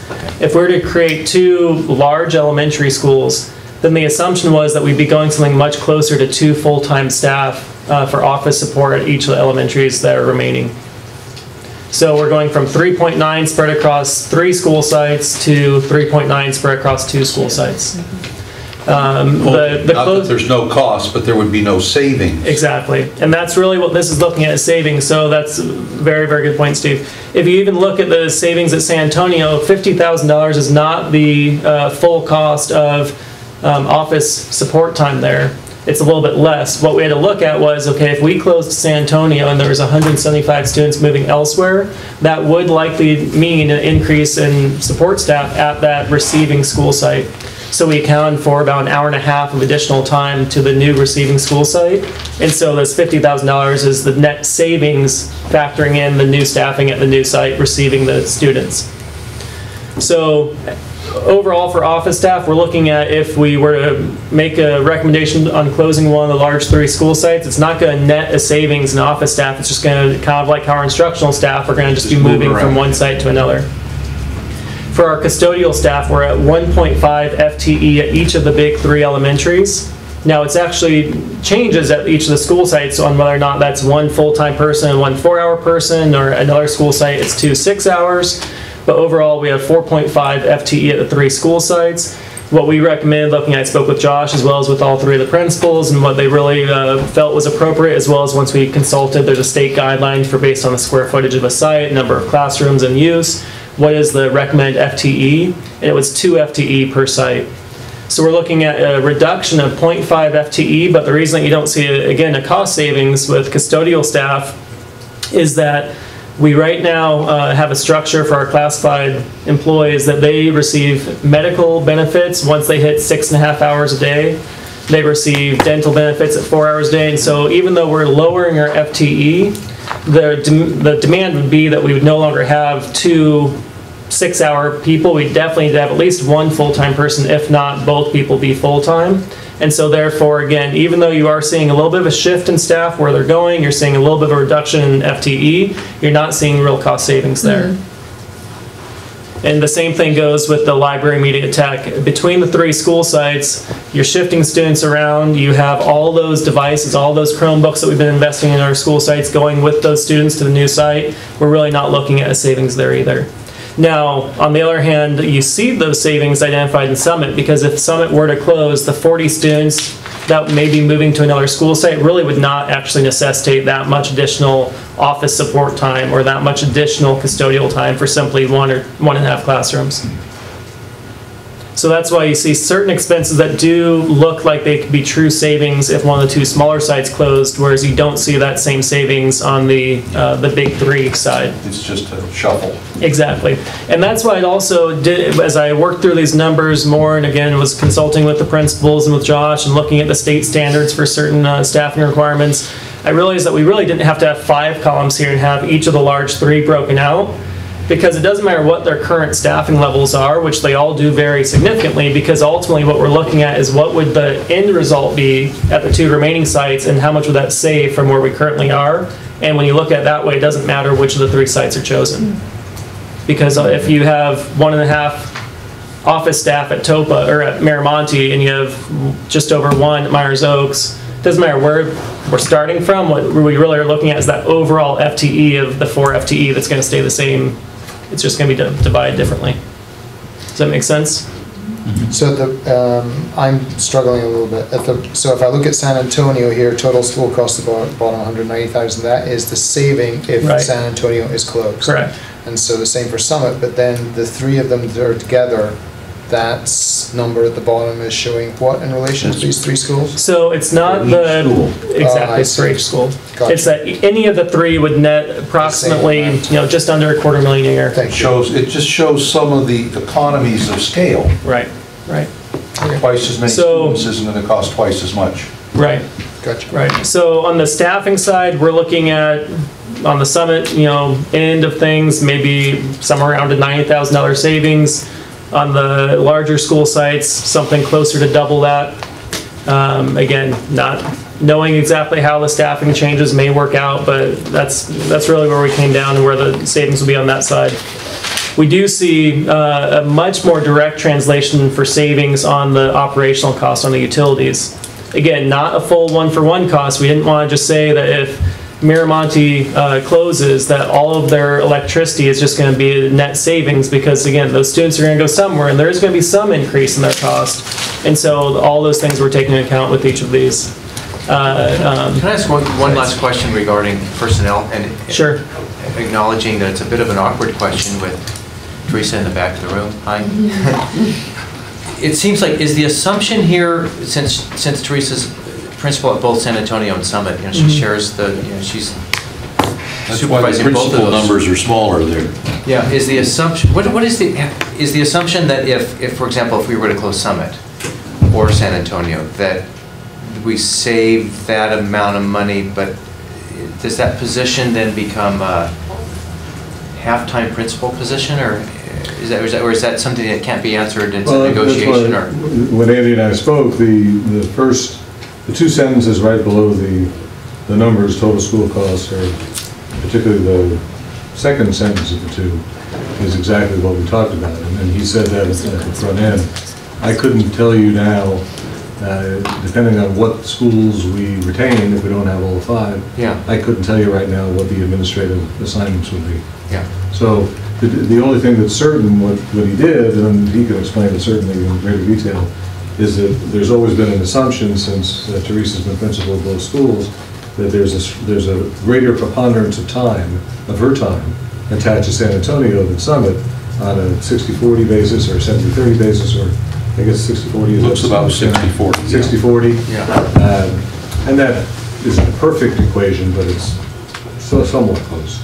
So that's where the totality of compensation is divided 60-40 between the two schools. But the clear statement I want to make is that depending on how big the big schools get and what we want to try to accomplish, now a single person running the entire organization with no backfill that you could get either from a part-time assistant principal or some other people helping to supervise programs. Okay? That's a big job. Yeah. It's a big job. So that's what that second sentence means. I'll ask a slightly different question. Can you envision a scenario where, let's say that, again, I'll just stick with my original question, if Summit were to close, where you would be paying for a full-time principal only at San Antonio? So the reason actually that we have the historical 60-40 split, and again, Teresa might be able to actually speak well to this, is when she first started on with San Antonio, she actually was doing a split principal teaching role in that same ratio. So it was San Antonio, or Summit was taken on a later time, correct? And so there was a period where we actually had a San Antonio principal who was not a full-time, solely, serving as principal. There have actually been numerous, but was not working part-time. And Summit was, the principal was Marilyn Smith, who was the head of Chaparral, as well as Summit. And is now doing something else. Yeah, assistant superintendent. Okay, yeah. Thank you. Answers my question. I want to say we've at one or another of these meetings met all four of the principals, I think. You have. And I would be very sad, devastated perhaps, to see any one of them not have a job in the district if we close a facility. These are all good people, and I think we need to keep them around to take care of our students. It's very nice of you to say, thank you. I agree, they're great people. And the fact is that that group aside, everybody else would be retained. Everybody would be retained. There's no, as Andy was saying, there are people moving around if you consolidate. But if you listen to what he's saying, the full-time equivalents just go some other places. The teachers, there's places for teachers, there's places for custodial staff, secretaries, etc. So, it's easy to say, and it's not just Ohio, numerous places, when they talk about closing the school, everybody homes in on the fact, well, we don't need a principal because there's nothing. We're not going to take them all out in the backyard and shoot them. There's nothing to be principal of. It's not like Donald. Anyway, so, there's nothing to be principal of if the school is closed. God. So, Well, So I anyway, thank you for that. thought what you were Thank getting you at for the though, first Glenn, comment, I was- don't know about the second. I thought what Glenn was getting I at, said maybe not. this is maybe Oh, I'm- I said not. I missed the dot. maybe I'm totally wrong, but you're saying there's gonna probably be 4 schools under some scenario. We retain the 4 principals, right, under some scenario, so under some scenario, they're getting paid, so do we really have this split Savings. scenario? Yeah. Isn't that what you were kind Yeah. of getting at, I think, so, do you understand the? Sure. I think I got my answer. I got my, Okay. yeah, I feel like I got my answer. There's creative solutions there where Yeah, you so. have confidence in those numbers. Because I don't know if you had a similar question and you don't feel like it's been answered yet. Maybe I don't, go ahead. So just to stay on administration, we don't know how things would look if we were to make a recommendation down to 4 schools. There is a world that could exist where we remain 4 administrative positions that are supporting elementary school students. There's absolutely that possibility. There's also a possibility that may be less than 4.0 FTE. I have a question about the, so if Summit, we're looking at possibly closing Summit and the cost savings there, but is the necessary small schools funding somehow allocated into this? And if not, how would that affect that? Does that make sense? Is that just a wash? Does that So just- again, this year it's necessary small schools is providing about $10,000. So you're absolutely correct that a full picture of the expenses for current year would actually be a net of only about $95,000 savings because we would be losing that $10,000 revenue source.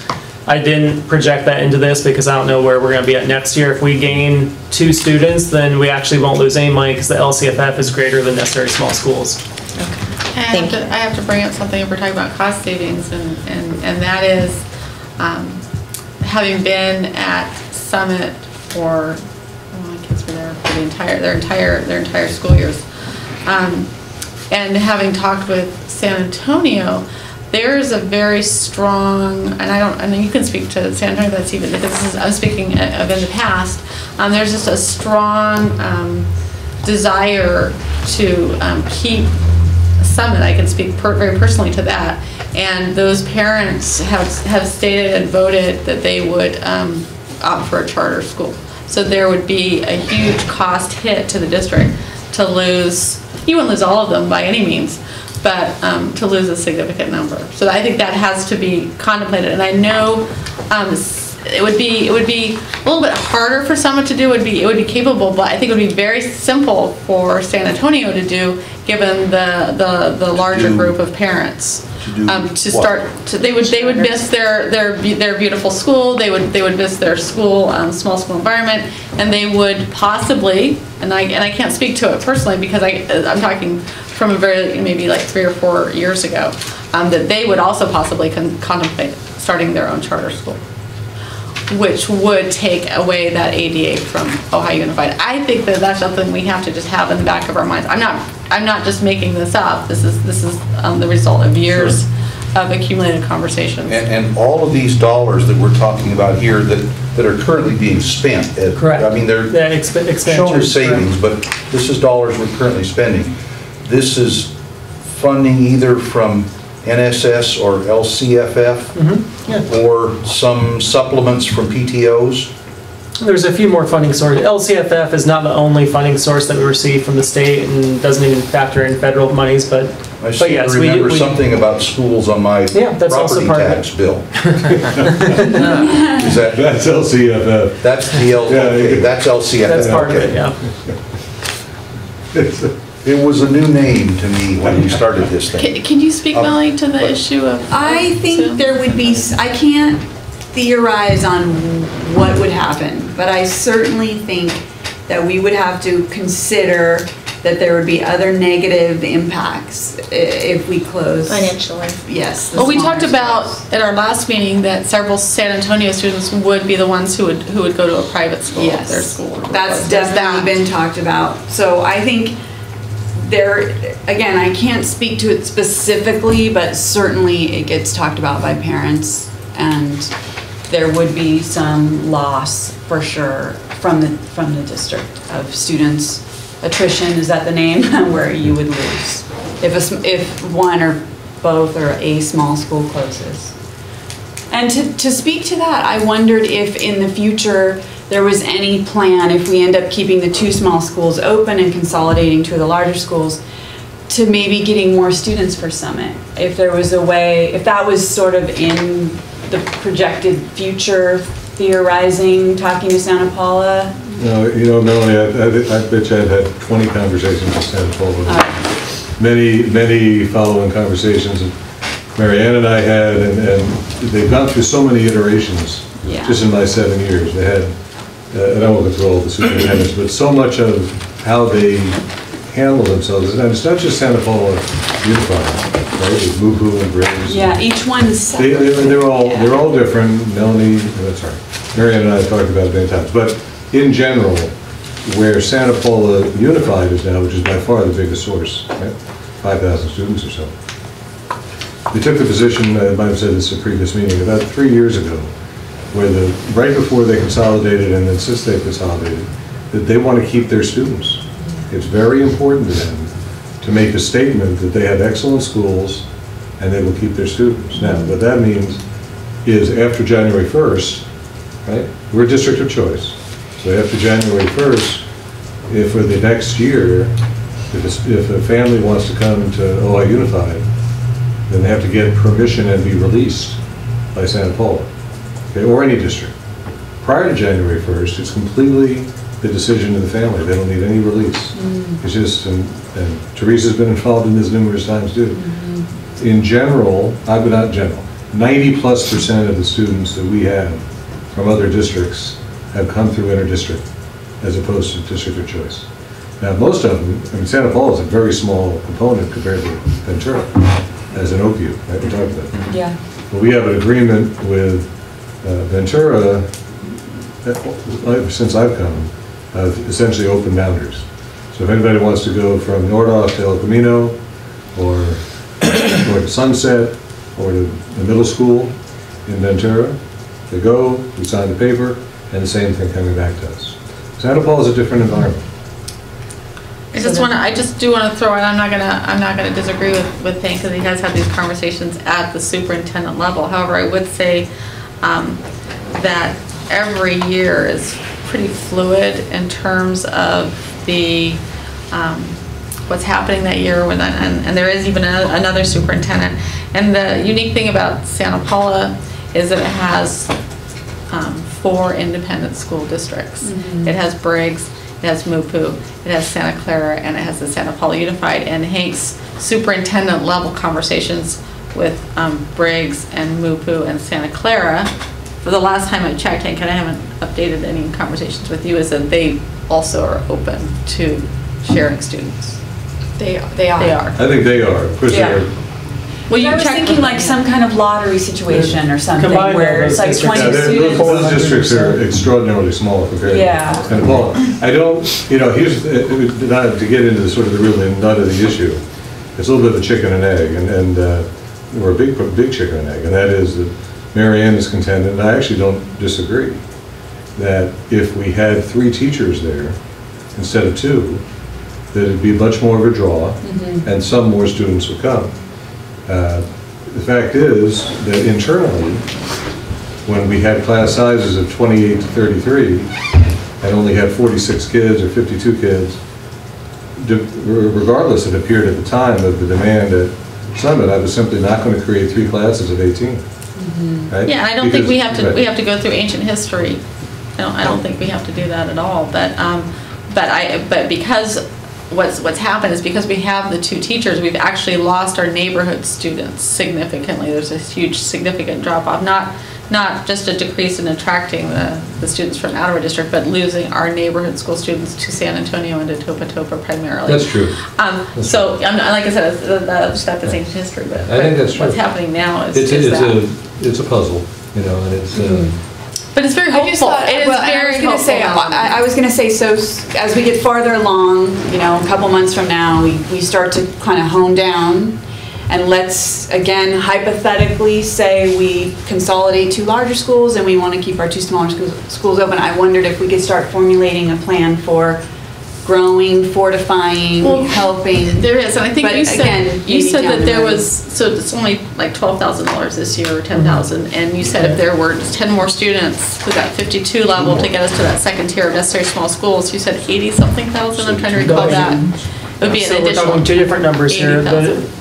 She's referencing what I said in a few weeks back, where if we have 10 additional students, we go up to 52 students at that school site, that's the absolute best case, That's the magic sweet number, spot. that's Oh, the sweet okay. spot. In that case, NSS does provide about $80,000 more than LCFF does.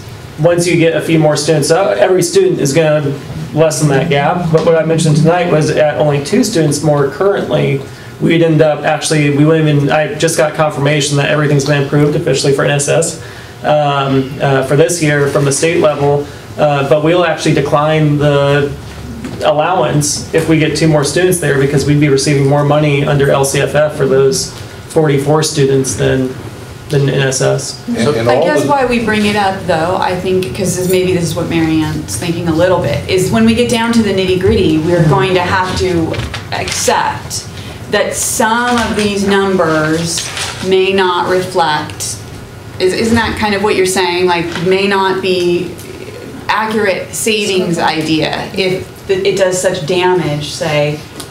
Does that make sense? Well, these numbers here are quantifiable. Yes, those are not. The question You're of right. what happens You're right. afterwards, I think You're I think you're right. If I think everything they're real, remained the but same. we just The changes in the ADA are assumed here to It's be very zero. hypothetical. If Yeah. nothing Correct. changed. Right. Right. I And, get it. and so there's no way to guess that. But these are all operating dollars. There's no Measure J money in here. Correct. Right, so we know that Measure J, roughly $3 million per large school site, for the lack of a better number, $3 million was set aside or sort of allocated per large school site. So that's $3 million.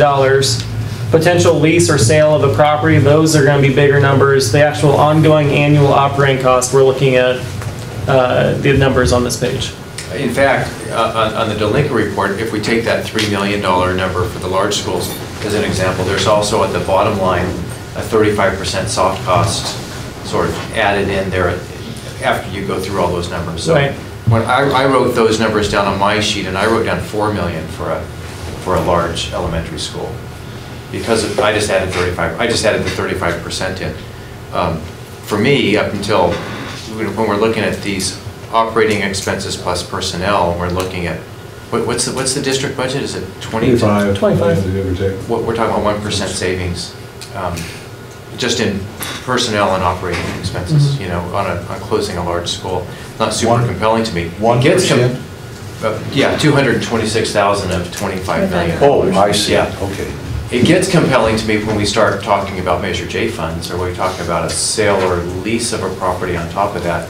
Now we're talking about several $1 million, and now we have my... Could be used and now on you a have my different attention. facility. Which, Yeah. which I think, again, just to go back to a little bit of Marianne's point, I think you have to take that into consideration when you think about what facility could be used for what, and what facility could probably not necessarily have a use And outside. that 3 million or 4 million, the numbers that I saw, 3 million plus a third, but I saw numbers that sounded like about $1.4 million at San Antonio. Sounds about right. And around 700,000 or 800,000 at Summit. That's correct. So I wrote down... And then if you add a third to that, 1.9 million and 1 million, just Yeah. round it off. I mean, that's what I wrote down. Yeah. You know, the interesting part of this, for me, the interesting part of this discussion is while we're talking about capacity and surplus classrooms, and we're also trying to figure out a way to attract more students to our district, because that's also part of our answer too, is how not to lose students and how to, in fact, even attract even more. Something was mentioned here, and I don't know if it was Hank or Andy or who said it a few meetings ago, with just sort of spitballing ideas, said, for example, you might think about doing a K1, a pre-K1 I or did. pre-K2 at San Antonio. I did. Yeah, just without making an argument for that concept, if you had 4 campuses, and the 4 campuses were the 5 we have now minus Summit, because they have no major capacity, and you were housing 7 grades, Miners, Oaks, and Miramati could either be K3, 4, 6 or K2, 3, 6. There's plenty of room for those 3 or 4 grades at either school. And if the 7-grade combination was Topa and San Antonio could only house 2 grades. Right, so call it K1 for now. It could be 5, 6 or K1, but let's for now call it K1. And then Topa would be 2 through 6. It's just called a grade configuration concept. And what it does, if the committee is really taken by the idea of having more students per grade in a location, Which you said was well, I believe that an ideal of sorts. We said if you were just to start from scratch again, forget the schools. Yeah. Start from scratch. I think 3 or 4 classes per grade in a school is ideal, and I think that was pretty much affirmed at the last meeting by the principals in one way or another. Mm-hmm. Okay, what I'm saying is, if you do it that way, you automatically collect many more grades or many more classes of a grade, because you're serving, you have 1,300 students or so, right? So you have 650 in each school, right? Not campus, school, right? So San Antonio, essentially, San Antonio and San Antonio and Topa would be a school. It'd be a K6 school on 2 campuses. I'll throw out a huge problem with that. If you have 4 kids, Yeah. it makes your life really, really Every hard. time I say it, I always say, and I didn't say it was ideal. For the mom. However, you could have, right, exactly. Okay, I used to have a problem running from classroom A to classroom B, let alone I'm just like. talking conceptually, Melanie, that's all. I hear you, I understand. It would split, it would do that. It would split, multiple child families. Yes. We get more exercise. But it is a way of doing, it's a way of doing schooling, particularly in a small geography. So why do you link that grade configuration arrangement, which I think is very interesting, to closing Summit? Why wouldn't Summit just be what it is? Because Summit could hardly be 1 grade. Why wouldn't Summit just be it's K through 6 or pre-K through 6? No. You'd have, what I'm saying is you would need, if you have 1,300 students, Topa, if Summit were the other school other than San Antonio, for example, okay, Topa would have an overload. You could only put maybe one grade at Summit of the K6 configuration in that side of town. So the school would be grade specific.